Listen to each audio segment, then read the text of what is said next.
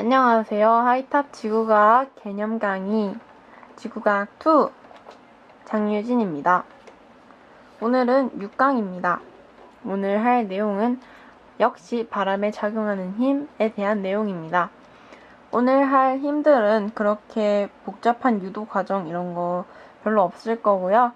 그래서 아마 강의가 좀 짧게 진행될 것 같습니다. 오늘 살펴볼 힘은 두 가지입니다. 오늘은 구심력과 마찰력 두 가지 힘에 대해서 살펴보도록 하겠습니다. 먼저 살펴볼 힘은 구심력입니다. 구심력.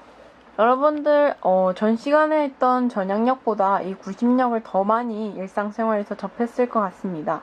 아닌가요? 그럼 구심력 말고 원심력은 어떠신가요? 원심력은 충분히 많이 접해보셨을 것 같습니다. 원심력을 느낄 수 있는 대표적인 걸로 요즘 놀이터를 가보면 왜 원반 모양의 막 이렇게 여기 사이에 가운데 기둥이 있고 이렇게 손잡이가 이렇게 있고 그림이 좀 별로긴 한데 왜 여기를 잡고 이렇게 뺑뺑뺑 돌리면 왜 일명 뺑뺑이라고 하는 그 놀이기구 아시나요?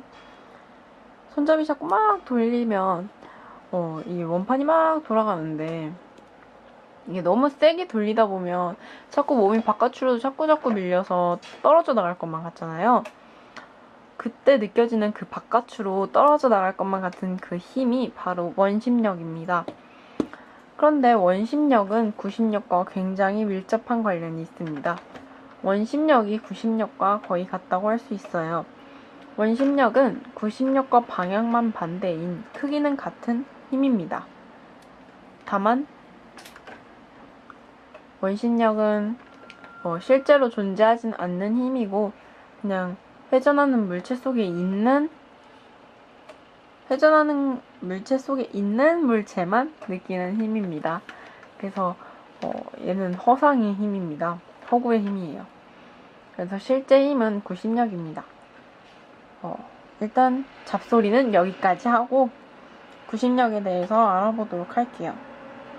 구심력은 원운동하는 대기에 작용하는 힘입니다. 원운동하는 대기에 작용하는 힘. 지구는 자전을 하죠. 원운동을 하고 있습니다. 대기 또한 지구를 따라서 원운동을 하고 있죠. 그러니까 이 구심력을 받을 수밖에 없습니다. 그럼 구심력의 방향은 어디냐? 구심력의 방향은 여기 보시다시피 여기 구심력 F라고 나와 있는데 구심력의 방향은 원의 중심 방향입니다. 왜 원의 중심 방향일까요? 이 물체가 여기 회전하고 있는 물체가 가지는 속도는 접선 방향의 속도입니다. 접선 방향의 속도를 가지고 있으니까 이 물체는 이쪽 방향으로 진행을 하려고 하겠죠. 그런데 이쪽 방향으로 진행하려는 물체를 잡아서 다시 원 궤도에 되돌려 놓는 힘이 있을 겁니다. 그게 바로 구심력입니다. 여기 이 아이를 V1이라고 해볼게요. 그리고 조금 시간이 흐른 뒤에 물체가 여기 와 있을 때 이때 접선 방향의 속도를 V2라고 해볼게요. 위에 이 화살표는 벡터 표시입니다. 그러면 아까와 비교해서 이 속도를 그대로 이렇게 따서 이쪽으로 옮겨볼게요. 이 벡터를 그대로 따서 이렇게 옮기면 이렇게 되겠죠. 똑같이 그대로 똑 따서 이어붙였습니다. 아까와 속도 방향이 달라졌죠? 속도 방향이 이쪽으로 변화했네요. 근데 이게 차이가 엄청 좁아져서 정말 둘이 거의 평행한 수준이다. 정말 바로 옆에 이렇게 이만한 속도가 붙었다, 속도의 변화가 있었다 하면 이 방향은 원의 중심을 향하게 됩니다.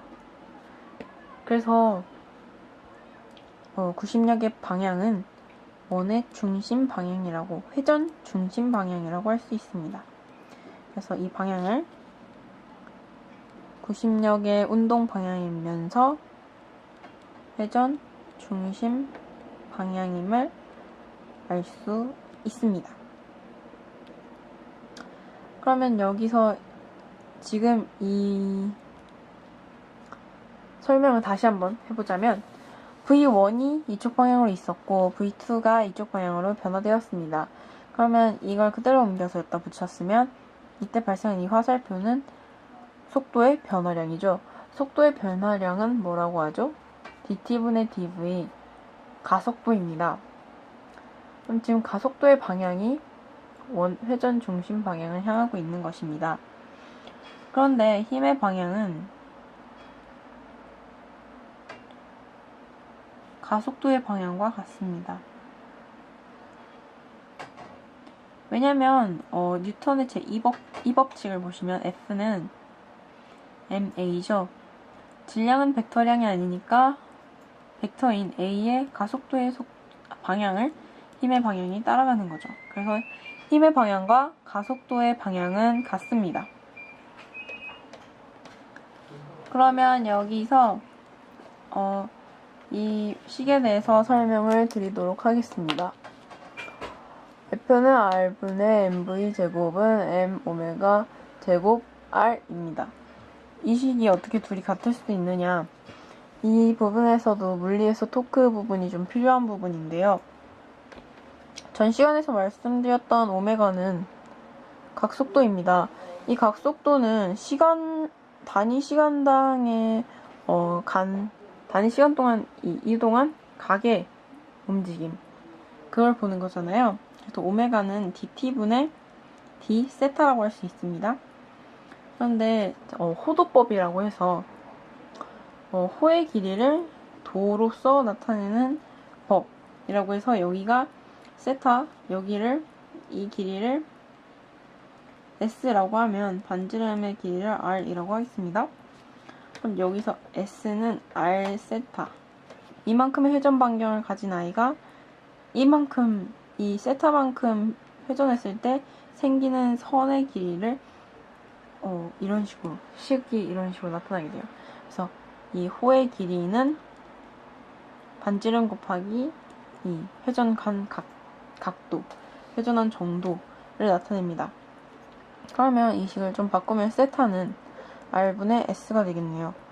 그러면 여기 오메가는 dt분의 dr분의 s가 될 겁니다.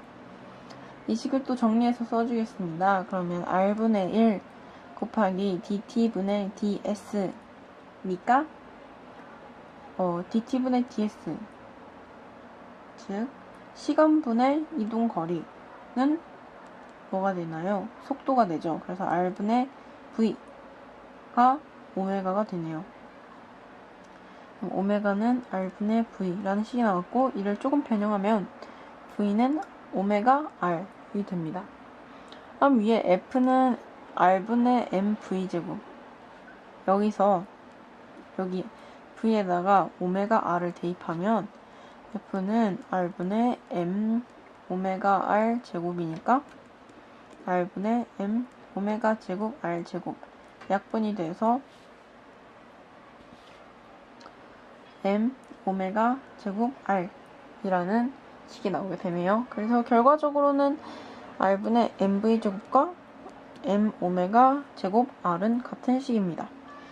두 식 모두 기억을 해주셨으면 좋겠어요. 보통 이 m 오메가 제곱 r을 더 많이 쓸 것 같긴 한데, 그래도 두 개 다 기억을 해주세요. 그래서 이 식 또한 암기하셔야 됩니다.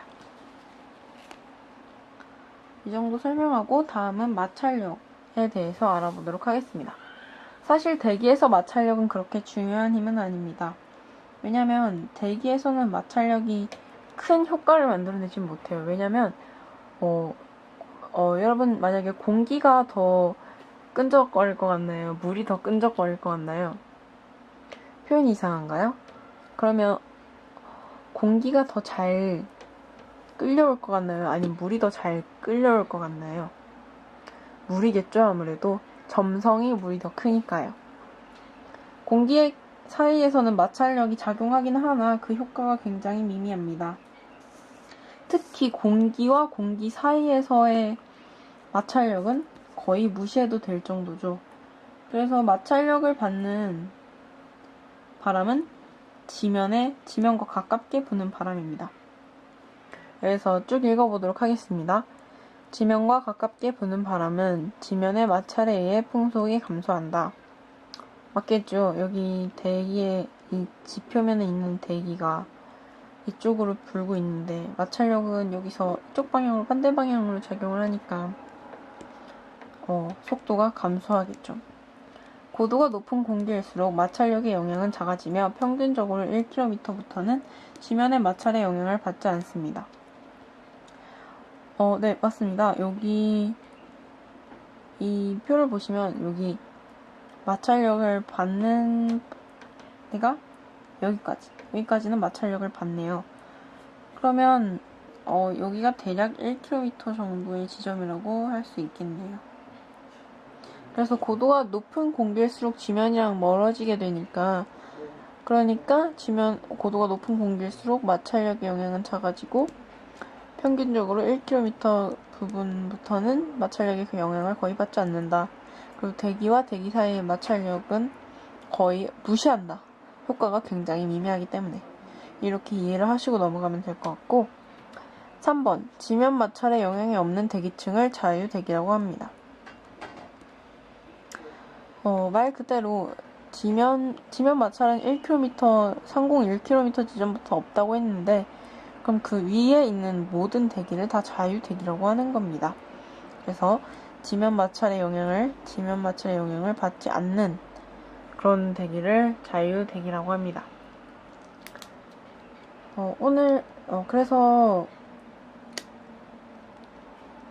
그리고 또 한 가지 말씀드릴 거는 난류가 있는데요. 여러분 왜 바람이 부는 날 보면 나뭇잎들이 이렇게 소용돌이 치면서 도는 걸 보실 수 있었을 텐데요. 그게 또 잠깐 그렇게 소용돌이 불듯이 불고 또 금방 사라지잖아요. 그런 걸 난류라고 해요. 금방 생겼다가 없어지고 방향을 종잡을 수 없는 이게 바로 마찰을 받는 대기 종류 중 하나입니다. 뒤에서 또 나올 건데 지금 간단히 설명드리면 어떤 공기가 대기에서 그 지면 가까이에서 운동을 하고 있다가 어떤 건물을 만났어요. 그럼 이렇게 운동하고 있던 대기는 위쪽으로 올라가기도 하고 옆쪽으로 분산되기도 합니다. 사방으로 퍼져요. 그리고 사방으로 깨지는 대기를 난류라고 합니다. 그래서 이러한 대기의 종류들을 저희는 다음 시간 배울 겁니다. 다음 시간에는 드디어 바람에 작용하는 힘 단원을 끝내고 바람의 종류에 대해서 알아보도록 하겠습니다. 오늘은 여기까지 마치도록 하겠습니다. 네, 감사합니다.